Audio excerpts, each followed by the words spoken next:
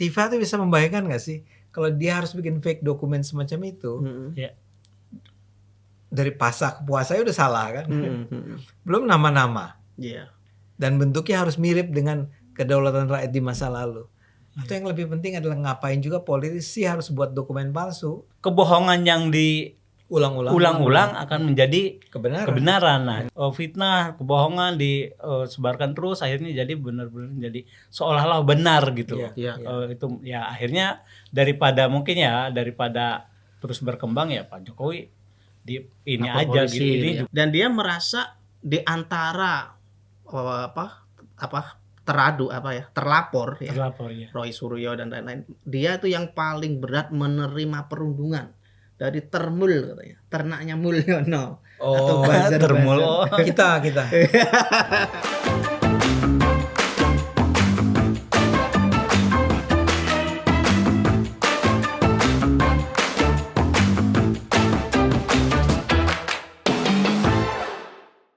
Ya, penonton Cokro TV kembali bertemu dengan kami di acara Bocor Kasar.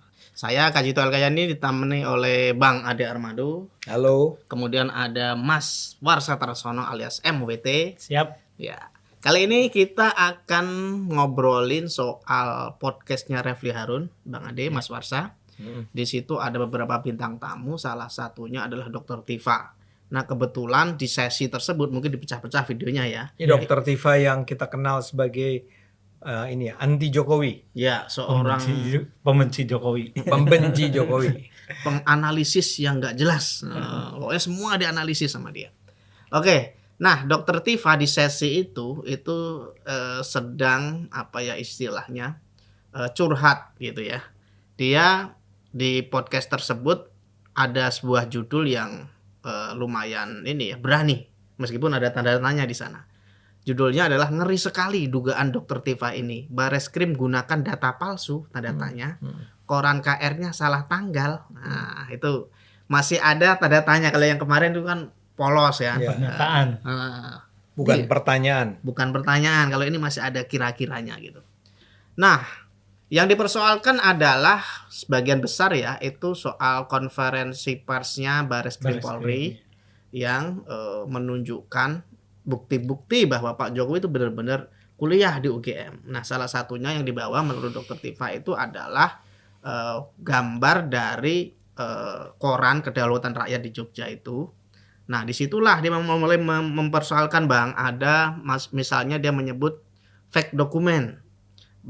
Sementara Refli menambahi non-original dokumen gitu. Karena di koran tersebut ya yang mencantumkan penerimaan mahasiswa baru di UGM itu ada beberapa hal yang disoroti oleh Dr. Tifa, misalnya penulisan nama bulan di tanggal itu kan ada Masehi, ada yang pakai tanggal Jawa gitu kan.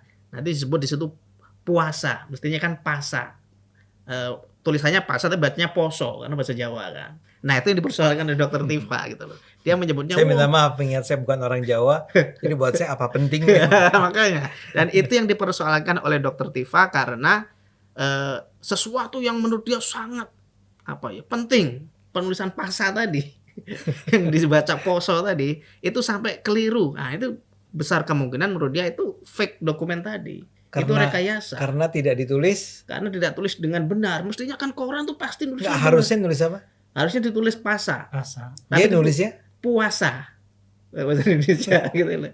Kemudian menyebut nama teman Jokowi juga salah. Tuduhan pertamanya adalah koran Kedaulatan Rakyat yang dibawa oleh Bareskrim itu fake, bohong. Fake dokumen, benar. Kenapa bohong? Karena di dalam penanggalan ada kata puasa, mestinya bukan pasa. Pasa yang dibaca salah poso. Itu kata. salah. Karena salah pasti fake. Pasti semuanya fake. Nah ini gimana menurut Bang Ade kok bisa sampai sejauh itu? Saya lagi pengen ketawa aja barangkali karena saya bukan orang Jawa dan saya merasa bahwa serius tuduhannya itu karena kata puasa ditulis kata pasa ditulis puasa. Iya. Dan itulah yang dijadikan oleh Refli sebagai judul pernyataan tersebut, Bang. Bahwa itu adalah palsu. Data Bareskrim itu palsu, direkayasa oleh mereka. Karena urusan puasa. Iya, gara-gara urusan tulisan puasa. Ya. Saya boleh nggak kali ini tidak berkomentar? Boleh aja, nanti Mas Warsa yang. Menurut Warsa gimana, Sa? Gimana? Ya, saya juga nggak tahu sih, karena saya Bukan juga orang Jawa. walaupun saya ada di Jawa Tengah. tapi pertama ya masa kecil saya juga bukan pengkonsumsi kedaulatan rakyat ya. Iya. Bukan orang Jogja sih kita Bukan ya. orang Jogja, jadi kita nggak tahu ya penulisan penanggalan gitu-gitu. Ya walaupun memang sih beberapa koran daerah menggunakan ya penanggalan ya nasional sama penanggalan Jawa. Betul. Itu nggak apa-apa, tapi bahwa benarkah, ini pertanyaannya sudah mengada-ada sih ya. Benarkah selalu ditulisnya kata pasa bukan puasa? Nah itu yang saya juga nggak tahu. Bagaimana? Artinya karena saya terus terang memang nggak memperhatikan ya. Walaupun saya tahu bahwa itu adalah ada penanggalan Jawa atau penanggalan nasional, ada dua-duanya, tapi persisnya saya nggak tahu karena ya memang ke daerah saya kalaupun saya suka baca itu Kenapa? ya maksudnya koran ya. Koran kedaulatan rakyat walaupun suka baca sekilas-sekilas aja. Iya. Nggak tahu nih penonton barangkali bisa bantu. Tapi Anda kan orang Jawa Tengah kan? Iya. Dimungkinkan nggak ada kan ini dimungkinkan nggak ada kesalahan seperti itu oleh kedaulatan rakyat. Itu mungkin sekali, Bang. Dan mungkin sekali kan. Karena tahun itu juga kan seperti nama ini saya. Tahun 80 ya? Iya, 80-an. Jadi 80 bahkan bukan 80-an. 1980. Betul. Itu human error-nya masih sangat besar kan. Iya. Dan kalaupun memang terjadi kesalahan dari penulisan pasa yang seharusnya pasa ditulis puasa, itu pun nggak membuktikan bahwa data yang ada yang dibawa Bareskrim tadi itu fake dokumen. Gitu. Iya. Bisa jadi memang dari internal kedaulatan rakyatnya yang ya mungkin agak ngantuk juga kali. Atau nggak tahu penonton barangkali bisa bantu juga nih. Iya. Itu sebetulnya kesalahan yang pertama apakah itu kesalahan? Kedua adalah apakah itu kesalahan yang menunjukkan bahwa itu pasti fake, itu pasti palsu, itu pasti bohong. Iya. Dan bahkan saya akan bertanya, memang masalahnya apa sih? Kenapa ini menjadi masalah besar soal keaslian koran itu? Kan itu nanti juga bisa digugat di pengadilan kan kalau memang mereka menganggap bukti-bukti yang dibawa oleh nggak bisa dipakai, kan bisa digugat. Malah itu sebuah salah satu celah untuk membebaskan diri mestinya kan. Nah ini kenapa kok mereka mengumbar ini, Bang, seolah-olah mereka itu meragukan UGM, meragukan Bareskrim, meragukan Bukan, mereka bukan meragukan. Apa itu? Mereka dengan sengaja ingin mengarahkan kita semua sebagai masyarakat agar meragukan, membuat opini gitu ya. Membuat opini agar kita ragu kan? Dan sebetulnya to some extent untuk derajat tertentu mereka kan sudah berhasil kali ya. Misalnya saja perdebatannya adalah yang paling utama adalah apakah Jokowi memang adalah seorang lulusan Fakultas Kehutanan. Oke. Kan itu yang paling inti. Kalau kita mau kasih garis bawah atau zaman sekarang pakai stabilo adalah pertanyaan itu kan. Nah sekarang kalau dia mengangkat soal koran kedaulatan rakyat tahun 80 itu dan di sana ternyata kata pasa ditulis puasa, itu relevansinya untuk membatalkan ijazah itu apa? Iya. Jadi yang paling krusial kan sebenarnya bukan itu ya, itu bukti tambahan aja ya, penguat aja kan. Penguat bahwa memang Jokowi kuliah di UGM. Ini polisi juga saking kepengen nunjukin bahwa ya kalau polisi saya ngerti lah, dia kan harus mencari bukti sebanyak-banyaknya untuk menunjukkan kepada publik bahwa Bapak Jokowi ini kuliah loh di UGM, ijazahnya ada kan gitu. Tapi kalau cuma ijazahnya ada barangkali dianggap kurang impresif kan. Betul. Nah, dicarilah kapan dia masuk, diumumkannya di mana. Kebetulan ada di Kedaulatan Rakyat. Salah satunya. Cuman memang waktu itu kan koran di Jogja paling Kedaulatan Rakyat ya. Yang paling besar ya. Enggak, itu tahun 80. Belum banyak. Bukan cuma belum banyak, waktu itu pemerintahnya memang otoriter. Iya, Zaman Soeharto ya. Zaman Soeharto. Bener. Anda lupa bahkan. 1980 tuh eranya Soeharto. Betul. Nah, itu yang kita lupa itu. era Soeharto tuh misalnya di Bandung pikiran rakyat. Nanti nggak tahu Anda di kota mana? Brisbane. Brisbane. Dia dari Brisbane Australia. Di Brebes ada koran nggak? Koran lokal? Semarang. Kalau yang dulu sih kayaknya enggak deh. Tapi Semarang saya ada, tuh suka baca, ya paling yang dari Semarang, Suara kayak Merdeka. Suara Merdeka ya. Dan terus kayaknya ada koran-koran yang memang didistribusikan ke pegawai negeri atau guru-guru lah. Oh iya. Iya. Itu saya juga lupa. Rindang apa tuh namanya? Apalah. Suara Karya atau apa. Tapi poin saya adalah memang nggak banyak koran. Jadi mungkin memang cuma di kedaulatan rakyat ada itu. Tapi lagi-lagi kita udah belok nih. Karena intinya adalah yang tadi dikatakan oleh Dokter Tifa, fake dokumen. Ini Dokter Tifa nih bahkan menyelidiki semua kali ya. Iya. Dipelajari, oh ini nih. Dia nggak ada kesibukan kayaknya, Bang. Ya dia kan dokter. Dokter kan sibuk, Bang. Harusnya ya. Iya. Dia bukan dokter yang berpraktek. Nggak ada praktek kali dia. Coba dicari. Oke, Bang Ade. Kemudian yang dipersoalkan juga di sana itu soal istilah sarjana muda, Bang. Nah, Dokter Tifa mengatakan itu ngarangnya kebangetan katanya. Karena kalau Jokowi memang tertulis di sarjana muda, itu jangankan soal kosnya aja beda katanya. Ngomongnya aja beda. Saya nggak merendahkan sarjana muda ya. Tapi itu dia nggak merendahkan sarjana muda, tapi stratanya udah beda. Gaulnya udah beda nih gitu. Strata kosannya juga beda. Iya. Tempat kosnya beda. Cara ngomongnya juga beda katanya. Itu gimana, Bang? Ada semacam istilah-istilah yang memperkuat argumen dia itu loh sampai kenapa dia mengangkat soal sarjana muda? Ya karena kan menurut data yang dia terima, Jokowi itu jurusannya itu sarjana muda.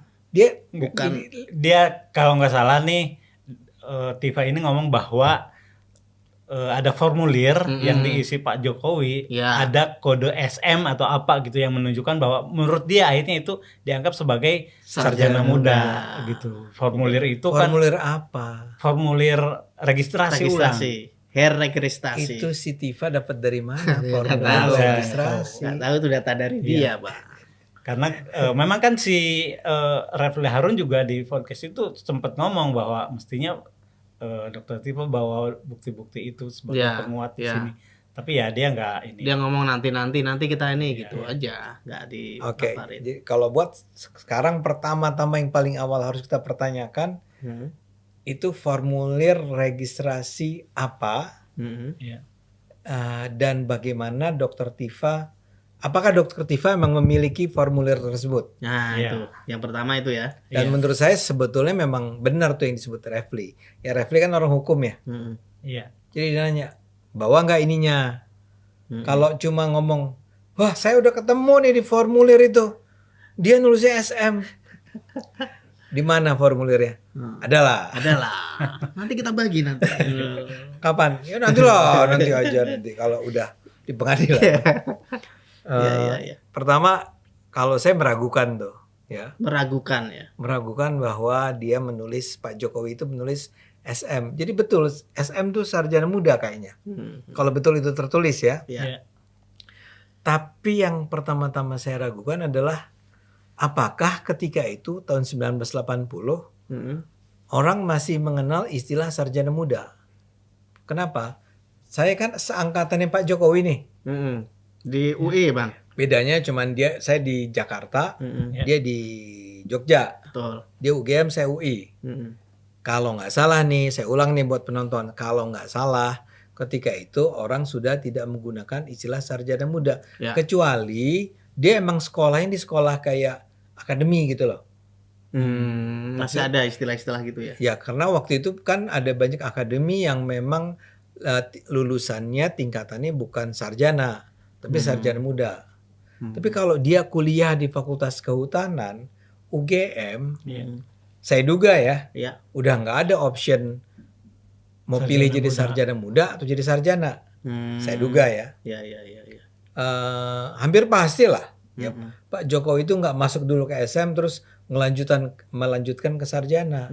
Itu sudah nggak mungkin ya. Itu nggak mungkin. Jadi kalau emang betul itu memang perlu diangkat oleh Tifa Tifa tuh pakai F atau pakai V? Pakai F. Kan kita ceritanya pakai juga F. kita mulai mencari-cari ya. Jangan-jangan ini salah. Salah nulis nih. Tifa tuh pakai V. Selama ini kita udah ngomong kalau kita nulis kan Tifa F. Ternyata sebenarnya V. Atau TIPH. Tifa. Tifatul. Tifa. Bukan. Nih kayak mulai mengarah-arah Iya. menuduh pada PKS nih. Tapi kembali ke tadi. Gimana? Jadi pertama-tama memang rada-rada aneh kalau misalnya dalam formulir tersebut Jokowi menyebut dia masuknya ke SM, sarjana muda. Karena Musia sih emang enggak. Jadi Nah saya nggak tahu nih apakah di Jogja tuh memang gitu gaya gaulnya. Kalau sarjana muda, sarjana nggak gabung. mojo dia di kantin. Mojong, diem aja. Diketawa-ketawain, dibully sama sarjana. Kos-kosan beda. Gitu ya. Ada menerima kos khusus SM gitu. Atau menerima kos khusus S1. Oh iya. Buat saya sih itu mengarang bebas. Jadi saya percaya enggak lah. Itu datanya diragukan. Kalau saya ya, kecuali emang dia menunjukkan sebuah formulir. Yang saya akan tanya itu formulir dapat dari mana sih? Baru kita ngomong soal substansi gitu. Baru ya. kita ngomong tentang substansinya. Ini gak jelas, diminta refli gak ditunjukin ya kan. Oke Bang Ade, selanjutnya Mas Warsa, ini kan polemik soal ijazahnya Pak Jokowi ini kan. Nah tadi Anda menyebut ada nama apa ya? Nama apa? Katanya di daftar itu namanya Pak Jokowi.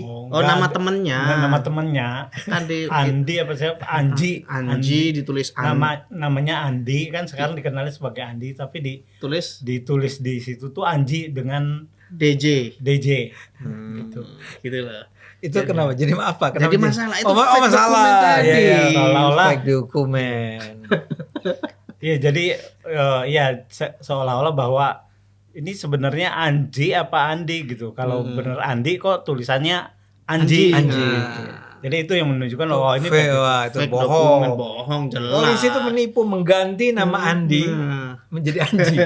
Itu nama tuh penting. Kok bisa diubah-ubah? Nah, kan itu Bang. Nah, saya kebayang nggak Anda tuh polisi untuk membuat fake dokumen semacam itu, dia harus ngapain ya? Bikin daftar nomor 1 sih ini, nomor 14 Jokowi Widodo.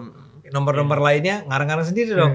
Anton, Ade Armando. Iya. Nggak membayang Tifa tuh bisa membayangkan nggak sih kalau dia harus bikin fake dokumen semacam itu?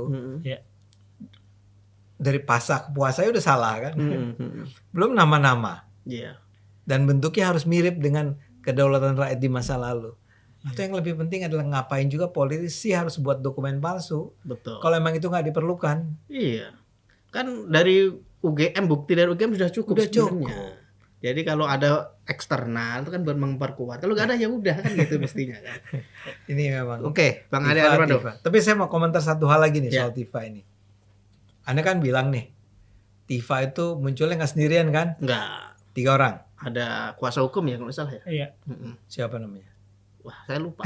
Lupa juga enggak. Karena di video itu kan memang belum ada obrolan yang intens lah dengan narasumber lain. Kan saya mau bilang itu. Itu menghadirkan 3 orang. Yang ngomong siapa? Tifa. Kayaknya dipotong sesinya, Pak. Khusus Tifa, nanti besok lagi khusus ini, mungkin gitu. Mungkin gitu. Karena panjangnya mungkin. Ya enggak tahu juga sih. Saya duga sih. Emang Tifanya aja demen ngomong. Iya. Ngomong terus kan. Iya. Kan berulang kali sih bapak yang di samping dia itu kuasa hukum yang dikira itu. Iya, sepertinya. Itu kan berusaha masuk kan. Iya. Nggak bisa. Masuk lagi nggak bisa lagi. Ujung terakhir baru dia ngomong. Saya harus menambahkan nih. Saking sepanjang waktu, hampir sejam ya, atau lebih dari 51 menit. 51 menit. Itu yang ngomong satu orang itu, Tifa dengan segala macam. Bahkan Refli pun lupa bertanya kayaknya. Nanti saya nanya ya. Tapi dia lupa bertanya akhirnya. Sampai selesai. Iya, sampai selesai Tifa doang. Oke, Bang Ade. Nah, ini Mas Warsa selanjutnya untuk apa ya? Menurut Refli, ini pernyataan ya dan dikuatkan oleh Dr. Tifa. Kenapa sih Jokowi itu untuk membuktikan ijazah palsu kan gampang sebenarnya. Tinggal tunjukin aja ijazahnya selesai. Ini kok sampai mau menjarain orang tuh kenapa gitu loh. Ini mana Mas Warsa menanggapi logika Dokter Tifa yang playing victim ya, seolah-olah jadi korban. Saya kan nggak perlu dipenjara kalau buktiin dokumen Anda asli, tinggal disebar di media kok gitu loh. Ini gimana Mas Warsa menanggapinya? Ya karena kan gini, kalau menurut saya sih ya Pak Jokowi lumrah lah melakukan akhirnya pengaduan istilahnya pengaduan ke pengadilan ya, ke polisi ya. Karena pertama narasi ini udah lama kan, narasi ini selalu digaungkan. Betul. Artinya memang mereka sedang membangun istilahnya tuh membangun bahwa Pak Jokowi ini adalah orang yang apa istilahnya punya masalah gitu ya. Ya, punya masalah ini makanya terus kemudian kan digulirkan terus terkait dengan ijazah gitu loh. Nah, Pak Jokowi kan selama dia permasalahkan kan tidak pernah ya ketika dia jadi presiden ya. Ketika dia jadi presiden tidak pernah menanggapi, ya biarin aja. Dia yakin dengan proses, ya kan dia dulu daftar sebagai wali kota, gubernur sama presiden kan sudah menggunakan dokumen-dokumen yang asli yang dia masa sih ketika itu palsu ketika itu palsu kemudian pencalonan dia bisa diloloskan gitu. Kan itu telah melakukan berbagai verifikasi lah dari KPU lah. Nah, kenapa misalnya terkait sampai sekarang kemudian Pak Jokowi mempengadilkan? Menurut saya karena memang sudah semakin besarnya isu ini digaungkan sehingga mengganggu bahkan sebagian masyarakat. Sudah seolah-olah isu ini benar bahwa ijazah Pak Jokowi itu palsu. Banyak orang-orang yang tadi tidak mau berkomentar, tidak menanggapi, sampai akhirnya ikut juga gitu dalam narasi ini gitu loh. Dan terus terang artinya suka kadang-kadang juga suka terkadang terlintas apa benar iya ya apa gini itu, jadi emang saking mereka seringnya menyampaikan itu ya. Jadi akhirnya ada terbentuk sebuah seperti Bang Ade selalu katakan, Mbak, kebohongan yang diulang-ulang akan menjadi kebenaran. Nah, takutnya itu menjadi itu gitu. Pak Jokowi ketika kebohongan terus fitnah, kebohongan disebarkan terus akhirnya jadi benar-benar jadi seolah-olah benar gitu. Itu ya akhirnya daripada terus berkembang ya Pak Jokowi ini aja gitu. Ini juga untuk mengklirkan ininya dia kan istilahnya kepercayaan masyarakat terhadap Pak Jokowi gitu. Ya udah proses pengadilan aja gitu biar semuanya clear siapa yang bersalah gitu. Jadi langkah hukum itu benar ya.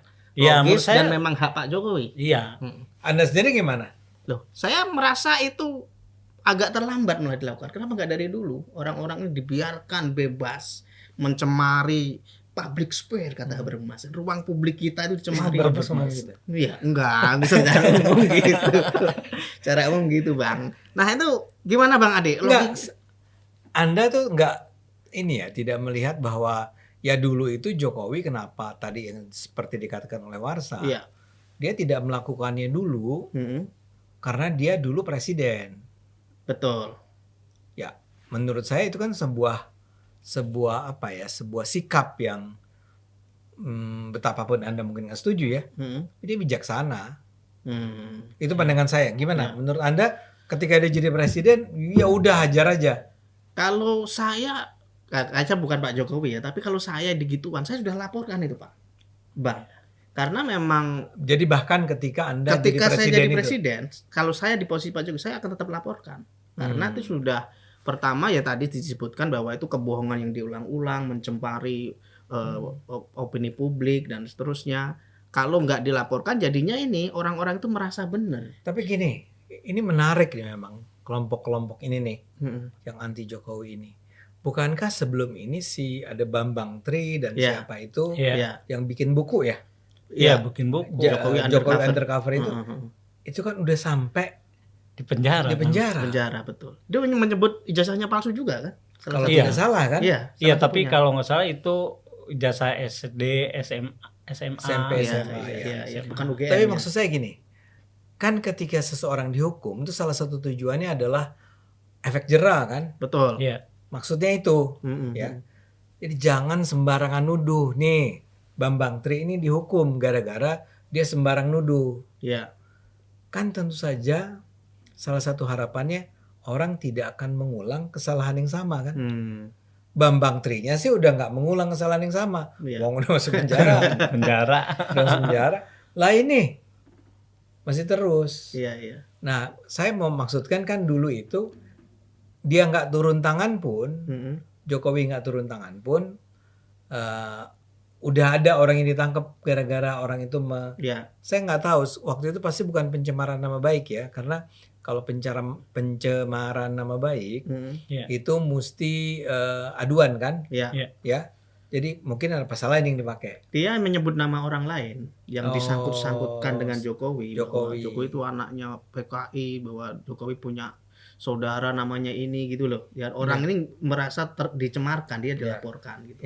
Termasuk Sugito kan terseret itu gara-gara Bambang Tri sumpah-sumpah pakai Quran kan di podcast dia, dan itu dianggap meresahkan publik gitu. Oh, karena salahnya karena meresahkan publiknya kan ya. Bukan karena Jokowi lapor. Ya. Tapi kembali ke tadi, ke sikap Anda itu, saya sih justru agak beda sama Anda dalam hal itu.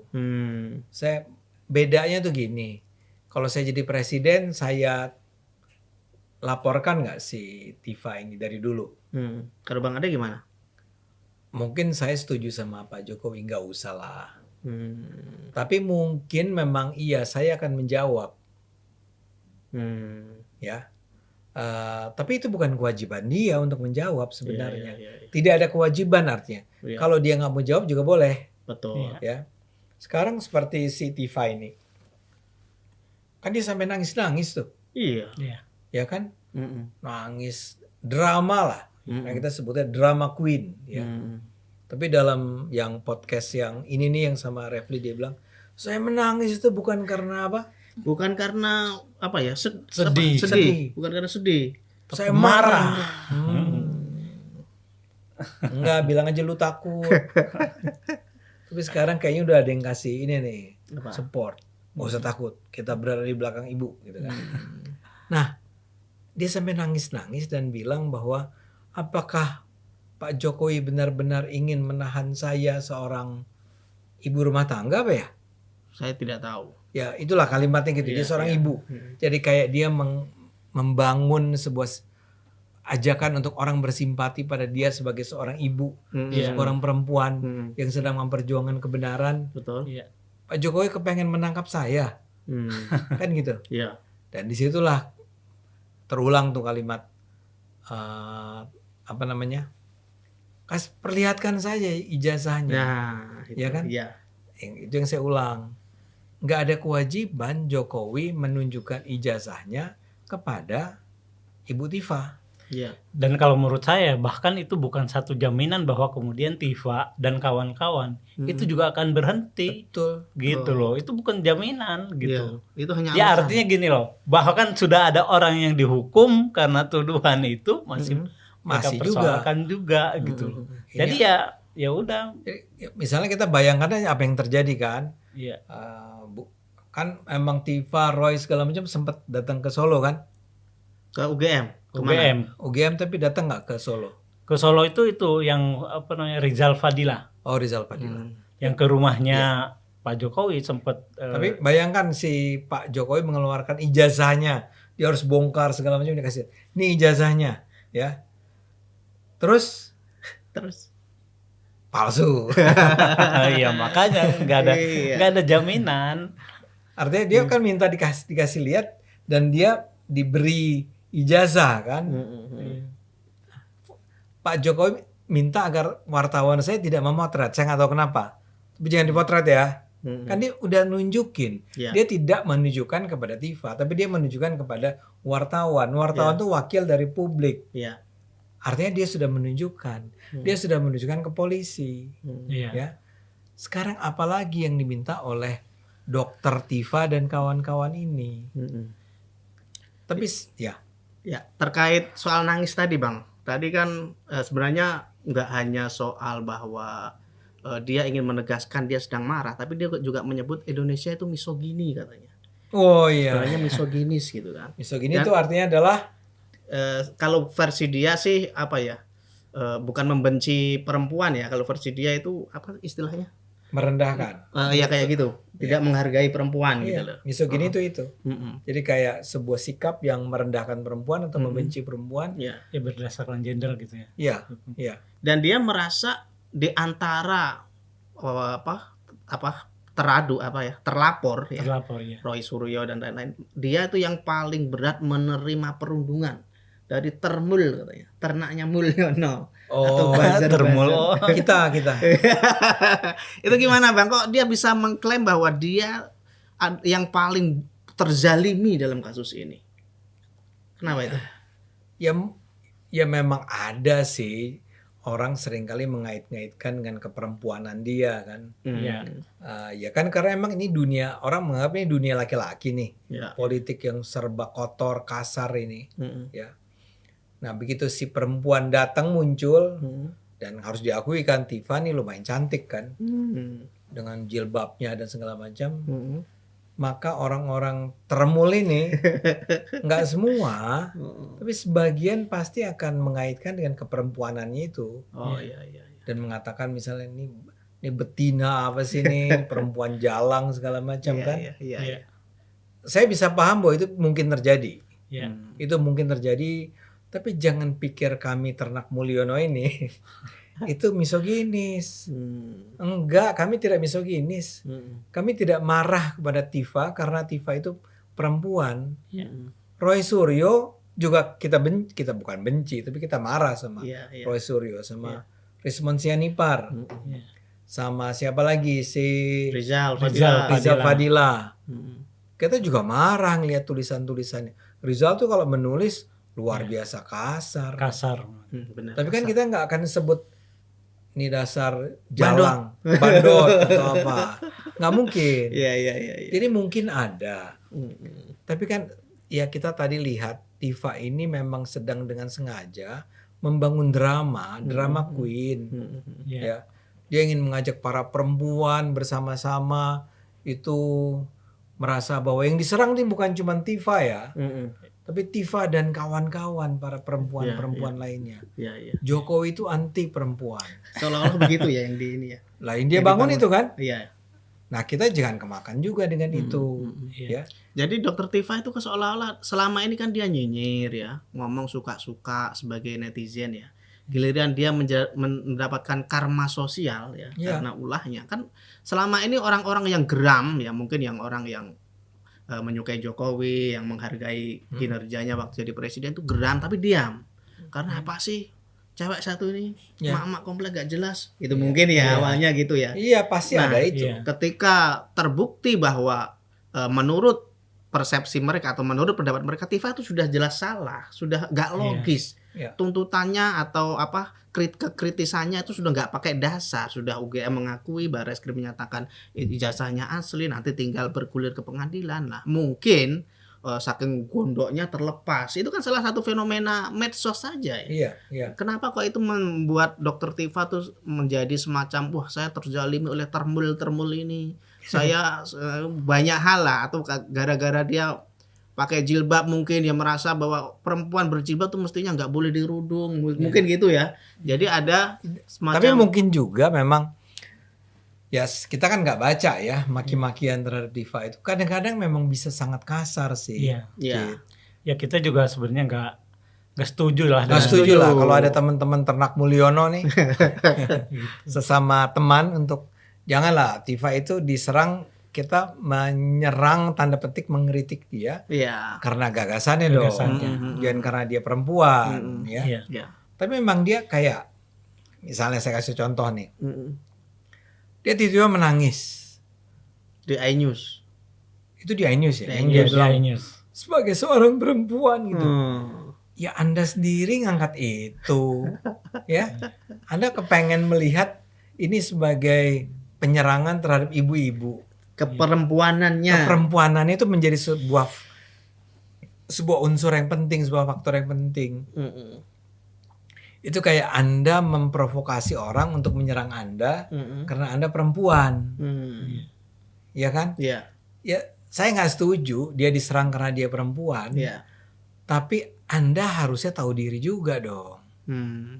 Artinya tahu dirinya bukan karena dia perempuannya, bukan, tapi tahu diri bahwa fitnah-fitnah yang dia lakukan atau pernyataan-pernyataan dia menjudutkan orang itu juga istilahnya membuat orang marah juga. Marah, itu ekspresi kemarahan ya. Dan ekspresi kemarahan ya kadang-kadang keluarnya dengan bentuk yang tidak sopan. Ini sama aja dengan dia menghina kita Ternak Mulyono kan. Iya. Kenapa kamu menyebut kami dia ternak? Dia juga melakukan hal yang sama kepada orang yang lain gitu. Bayangkan kita kalau istilah ternak itu kan kalau kita mau sakit hati itu juga buat bukan manusia binatang, gitu loh, buat binatang. Kami binatang. Ya, kamu juga jangan melakukan gitu. Kalau ngerasa bahwa kamu diserang dengan orang-orang yang mendukung Jokowi dengan istilah-istilah yang menyakitkan kamu, ya kamu juga jangan melakukan hal yang sama kepada orang lain gitu. Iya. Jadi emang ini persoalan ini si Tifa ini. Ya Tifa harus akui lah bahwa dia itu menjadi menonjol di antara yang lain ya karena antara lain dia perempuan cantik, ya kan? Dokter lagi. Dokter bukan? Oh bukan, dokternya tipu ternyata. Dan dia bilang dia dari mana? Dari mana? Filsafat tuh, sekolah filsafat yang di Jakarta. Oh Diarkara. Yang ternyata enggak gitu kan? Oh dokternya, gelar dokternya. Kalau sekarang lagi proses lagi. Ya tapi belum boleh dong. Belum boleh disebut dong. Nah kayak gitu-gitu loh. Kan orang jadi kesel. Jadi bawaannya memang dia itu menjadi bintang karena apa yang dia lakukan. Nah kita semua mengalaminya lah. Atau paling tidak saya nih. Saya bisa sebut. Aduh, kalau orang memaki-maki saya, itu macam-macam dari agama sampai ya misalnya orang masih bisa nih sampai sekarang. Kalau Bang Ade bukan hanya dimaki-maki kan, dipukulin dan ditelanjangin. Iya. Sampai sekarang orang tuh masih bilang, ini yang ditelanjangin kemarin, celana udah ketemu belum? Enggak, saya mau bilang buat Tifa, ya ini emang dunia medsos ya seperti ini. Dan Anda menjadi terkenal ya karena medsos. Jadi nggak ada. Dan bukan hanya karena medsos, karena pernyataan-pernyataannya yang nyinyirnya juga kelewatan. Kalau saja nggak ada medsos, nggak akan terkenal ini. Pernyataan-pernyataan nyinyir ini menjadi dengan cepat menyebar melalui medsos. Dan Anda jadi populer karena medsos. Dan ini salah satu dampak yang harus Anda terima, suka nggak suka, sebagai sebuah dinamika di medsos tadi. Gitu. Kalau Anda melambung tinggi gara-gara medsos, Anda juga harus siap diinjak-injak gara-gara medsos tadi. Itu sudah konsekuensi kira-kira gitu Bang ya. Iya. Nah ini soal Dr. Tifa dan pembuat opini lain di 2045 dan lain-lain itu kan memang orang yang suka menganalisis. 2045 TV terus banyak lah ya. Banyak yang kanal-kanal kayak gitu. Mereka tuh hobi. Kalau Dr. Tifa kan Mas Solo ya. Kalau kayak 2045 kan memang kanal gitu banyak gitu ya. Mereka hobi menganalisis Bang. Padahal mereka bukan pakar apapun gitu loh. Mak-mak komplek tiba-tiba wah jadi detektif gitu. Ini pasti disebut misoginis lagi. Mak-mak kompleks.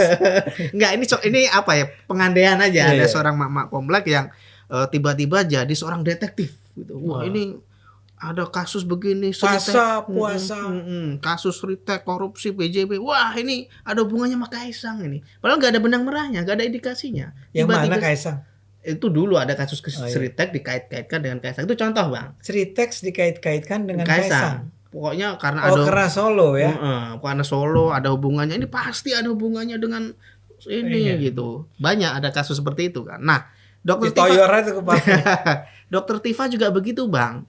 Dia itu suka menganalisis meskipun bukan kepakarannya di situ. Dan saya pikir banyak orang Indonesia yang terjebak dalam dorongan untuk ikut jadi pakar. Roy Suryo telematika nggak tahu juga ya dari mana dia mendapatkan pakar itu. Kalau yang Desmond siapa tuh? Rismond itu memang ahli di situ ya. Nah ini juga menarik ini. Dipertanyakan itu juga dipertanyakan. Sekarang itu ada orang-orang yang melakukan penelitian juga, analisis, mempelajari, kan namanya Universitas Yamaguchi di Jepang. Itu ternyata ada database-nya. Jadi kalau kita misalnya Ade Armando itu pernah kuliah di sana. Ada database-nya terbuka untuk umum. Itu Anda tinggal tulis nama Ade Armando. Ya.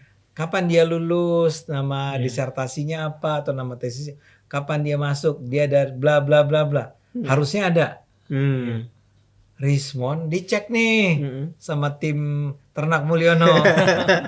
Kan bales nih. Nanti nggak ada bro. Nggak ada ya. Berarti itu malah memperkuat bahwa orang-orang ini memang suka ingin tampak jadi pakar, tapi nggak punya kompetensi. Nggak tahu. Rismon masih membela diri sih katanya. Enggak, saya lulus. Mungkin ya mau Gucci yang lain. Nah ini gimana kok mereka hobi seperti itu, bikin opini ngawur tanpa ada kecenderungan logis ya. Kan orang kalau mau bikin indikasi itu kan harus ada ya. Bikin opini misalnya ada benang merahnya gitu. Ada titik-titik yang menghubungkan meskipun nggak secara konkret terlihat. Itu kan harus ya, orang-orang intelektual kan begitu ininya. Meskipun mereka nggak mengumpulkan bukti secara konkret, tapi analisis hipotesis mereka itu secara logis bisa diterima. Nah, ini orang-orang ini gimana Bang kok? Seenak udelnya membuat analisis tapi ngawur semua. Gimana tuh maksud Dr. Tifa? Saya kembali ke apa yang disebut oleh Warsa tadi. Itu kan sebelumnya datang dari orang yang namanya Goebbels. Joseph Goebbels. Kebohongan yang diucapkan hanya satu kali berhenti sebagai kebohongan. Kebohongan yang diucapkan berulang-ulang akan diterima sebagai kebenaran. Jadi apakah mereka nggak tahu bahwa mereka salah? Ya, mungkin, atau saya yakin mereka tahu. Ya kan? Mereka udah tahu. Misalnya kemarin itu Roy Suryo dan kawan-kawan, ketika dihadapkan dengan fakta dari Bareskrim bahwa Bareskrim mengatakan enggak, ini ijazah asli. Tapi mereka kan sekarang berdalih kita nggak bisa percaya sama Bareskrim. Ini harus ada sebuah lembaga independen. Kalau perlu ke Australia. Si Tifa, Dr. Tifa sedang menggalang suara dari diaspora di luar negeri. Ini kenapa sih Mbak? Tapi saya mau bilang itu bagian dari semangat mereka mengulang-ulang kebohongan. Ya, kemarin ada salah seorang teman yang bilang, ya tapi kan ketika dia menyiarkan kebohongan, kan ada jawaban. Ada orang yang terus juga ya seperti kita lah. Counter opini.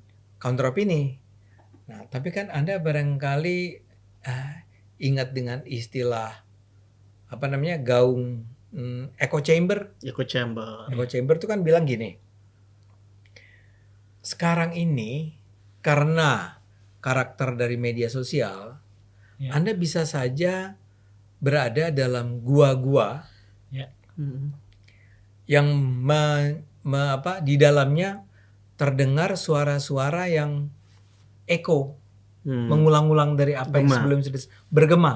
Ya. Dan yang satu tinggal di gua yang satu, yang satu tinggal di gua yang lain. Jadi orang-orang yang tinggal di guanya Tifa itu tidak pernah mendengar bantahan kita. Yang algoritmanya tuh mengajarkan kalau Anda sudah terbiasa menonton Tifa, besok nonton Tifa lagi, besok nonton Tifa lagi, besok nonton Tifa lagi. Dia nggak nonton Ade Armando, dia nggak nonton Warsa, dia nggak nonton siapa namanya tadi? Kajito. Iya, saya pengen bercanda, cuman keburu ketawa.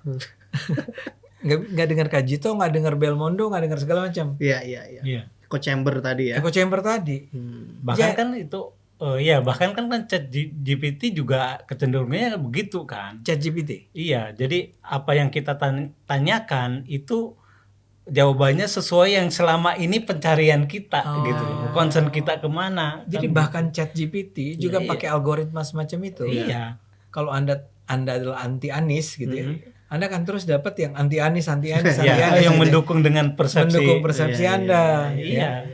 Gitu. Nah ini orang kayak Tifa itu dan pendukungnya, dia bukan lagi memilih tidak mendengar. Kalau di masa lalu kan dia harus memilih. Setelah dia mendengar Tifa, dia nggak mau dengar kata Ade Armando. Kalau sekarang di media di era media sosial, bukan cuman karena dia nggak mau dengar Ade Armando, tapi media tidak membawa kata Ade Armando kepada dia. Jadi dia tetap percaya sama Tifa. Jadi ketika Tifa bilang saya seorang ibu-ibu, gitu, dia sedih. Ya, jawaban dari Pak Jokowinya nggak dapet dia. Mungkin karena itu Pak Jokowi malas juga nanggepinnya kan. Ya udah polisi ini ribet ini mama gitu ya. Tapi kalau polisi kan nggak mungkin. Polisi harus mendengar semua. Ngumpulin data, bukti kan. Tapi kalau mereka Roy Suryo dan segala macam, itu yang membuat saya prihatin ngelihat. Hey, lu tuh udah dikasih tahu bahwa itu asli. Masih ngeyel. Ngulang lagi. Dan itu klaimnya itu suka berlebihan itu, Bang.